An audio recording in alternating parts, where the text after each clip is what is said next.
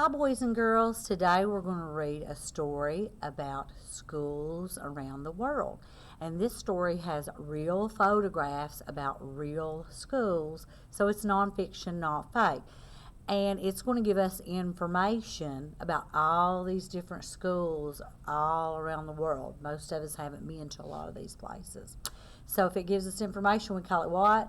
Informational text. It's a story written about something real, and it gives us facts, information about our topic.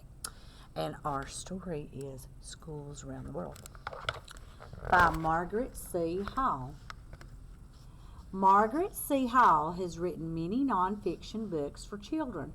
Her books include topics from national parks to mallard ducks. Schools Around the World is part of a series of books she wrote. Other books in the series include Homes Around the World and Games Around the World. That'd be kind of interesting. Check that out, wouldn't it? Find out more. Okay, and this is called what? Informational text. Schools around the world. All around the world, children go to school. Some children spend most of their day at school. Others spend only a few hours there.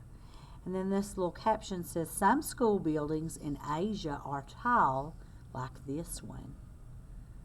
I don't think I've seen one that tall, but you never know. I bet if you go to a big city, you might. Schools are different in different parts of the world, but they are all the same in one way. Schools are where children go to learn. So this caption says the students in the American classroom start their day by saying the Pledge of Allegiance. And then we have, this is called Amazing School Facts. And what this does, this gives us a little something extra to learn. A long time ago, a German man started a new kind of school. He thought that small children should grow like flowers in a garden, and he called his school kindergarten. The word means children's garden in German. So that's just a little interesting fact to know. I didn't know that. And if you look over here, the headings, Schools Around the World, see how that kind of sticks out in bold green letters? That lets us know what each little section is going to be about. Okay, and look at this new heading, School Buildings. So this part will be about what? School buildings. The kind of school buildings children have depends on where they live. It depends on the climate and the resources of their community. School buildings can be large or small. They can be made from many different materials. Some children even go to school outside or in buildings with no walls. What would you think about that? These students in Tibet, China, are about to start their morning classes. And then look at these guys down here. Schools have been, and this is Amazing School Facts, so it gives us a little something extra. Schools have been around for thousands of years. The first schools were started to teach children about their culture. And look, they're having school outside. Getting to school. So this is going to be about what? All the different ways kids get to school. Most of the kids here come by what? Either car or they ride the bus, don't they? Children travel to school in many different ways. The kind of transportation they use depends on where they live. It also depends on how far they have to go. Many children walk or ride bicycles to school. Others ride in cars, on buses, or on a train. Some children go to school by boat. Wow. Amazing school facts. In some places, children live too far away from their school to go there. Teachers give their lessons over the radio or by computer that are hooked up to the school. Isn't that ironic? Because we're doing that a lot this year because of that old coronavirus. So we're having to do this same thing, aren't we? Having school because, you know, some people, if they get sick and things, they can't come to school. School clothing. Now, we get to wear whatever we want here, but we'll read about some things that may be a little bit different. Children around the world wear different kinds of clothing to school. What they wear often depends on the climate where they live. It also depends on what season it is. So sometimes if it's really hot or really cold, that's going to depend on what you're wearing to school. In some schools, the students all dress alike. They wear uniforms. Students from different schools have different uniforms. And here is a little caption. It says, students at the girls' school in Panama wear blue skirts and sweaters as part of their uniform. The school day. All around the world, teachers help students learn new things. Children do some schoolwork in groups. They do other schoolwork on their own. Most children eat lunch or snack at school. They may also have time to play. At many schools, children take class trips too. And right here it says, these students in Germany are learning science on a class trip with their teacher. And we got to do field trips too until what? The old coronavirus. Ugh.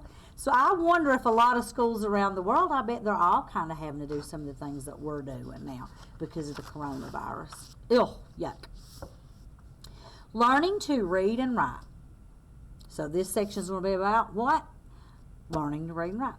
One important job for teachers is to help children learn to read and write. Students learn to read and write in many different languages. The language children use at school depends on where they live. Some children study their own language and another language too, just like some of you guys. When I went to school, you could choose French or Spanish. I know a lot of people still do Spanish, and you can learn about other languages too. And this caption says, this teacher answers a question for his student at a school in Cuba. Then other lessons other than reading and writing. Children learn many things at school. All around the world, they study math and science. They learn about their own country and other countries too. Many children around the world study art and music in school. And they may also learn how to use a computer. And we kind of do a lot of those things here, don't we? So these are some of the other lessons that you'll learn. These students in Great Britain practice playing music at school. At an American school overseas, students study a map of Europe. So there are some American schools that are overseas. Isn't that cool? I didn't know that. That's a bit of information I just learned. In this school in Japan, students help serve lunch. Whoa. Wow. So this section's about what? School chores. So look, they have to help serve lunch, don't they? Most children have chores to do at school. They help keep the classroom neat and clean. They may even help to set up the classroom every day. In some places, children work to keep the schoolyard neat and clean. Some children may serve lunch to one another. And then we have after school in the green. Some children go to school even after the school day is over. Dun, dun, dun. They may have a tutor to help them with the subjects that are harder for them. Some children have other lessons after school. They study things they cannot learn in school. They may learn more about dance, music, or their own culture. This teacher gives extra help to students after school. These boys in Israel learn about their culture. So isn't that cool? Special schools. Some children let me go back and read that. I made a mistake. Some children live at their schools. These schools are called boarding schools. The children go home for visits and on holidays. This girl cannot see. She goes to a school where she can learn to read and write in a special way. People who are blind read with their fingers, and they use a system of raised dots called Braille. So this little girl lives at her school until she can learn Braille. Students at this boarding school eat, study, and live together. And then this is called homeschooling. A home can also be a school. Some parents teach their children at home. They want to decide exactly what their children will learn. People at schools will often help parents plan home lessons for their children. Many children who study at home go to a school for gym or art classes. I have this little exercise class in Coburn, and there was a young lady that came to our exercise class because she went to school at home, and that was part of her homeschool. That was before the coronavirus, though. Ugh. The mother is teaching her daughter at home. So some people can learn at home, and home is their school. School and work. Some children work as performers. They spend part of their day practicing the work that they do. They spend the rest of the day studying regular school subjects. The students below perform a traditional Russian dance. And here is another amazing school fact. One of the subjects that was taught in ancient Greece was gymnastics. The ancient Greeks thought gymnastics was just as important to learn as math or reading. And this boy right here is learning gymnastics. So sometimes you can go have lessons after school for that too. I bet a lot of you guys do that, gymnastics. Older students. Many people go to school even after they are adults. They may go to college, or they may go to a trade school to learn how to do a certain job. Adults also take classes for fun. They study different languages and learn how to do things. No matter how old students are, they go to school to learn. And these women in India go to school at night. And when I got older, sometimes when I started going to college after I got out of high school, sometimes I would go to school at night too. And sometimes I would go during the day. But I hope you guys learned something from this story, and I hope you liked it. And I hope you really appreciate how great your school is. See you soon. Bye.